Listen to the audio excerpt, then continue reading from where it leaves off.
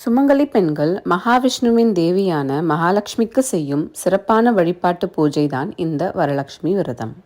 சுமங்கலி பெண்கள் முக்கியமாக இந்த விரதம் இருப்பதற்கு காரணம், தன் கணவருக்கு நல்ல ஆயுள் கிடைக்க வேண்டும் என்பது முதல் வேண்டுதல்.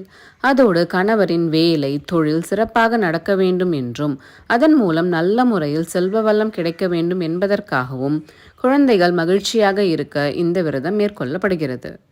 ஏன் கன்னி பெண்கள் இந்த விரதம் இருக்க வேண்டும்?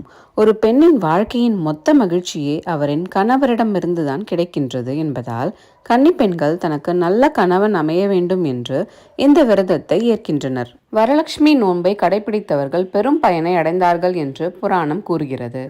வரலட்சுமி பூஜை செய்வதற்கு முன்பாக விநாயகர் வழிபாடு அவசியம் செய்ய வேண்டும். இந்த வரலட்சுமி விரதத்தை மனநிறைவோடு செய்து சுமங்கலி மற்றும் கன்னி பெண்களுக்கு வெற்றிலை, பூ, பாக்கு, வளையல், ரவிக்கை துணி கொடுத்து ஆசி பெற வேண்டும்.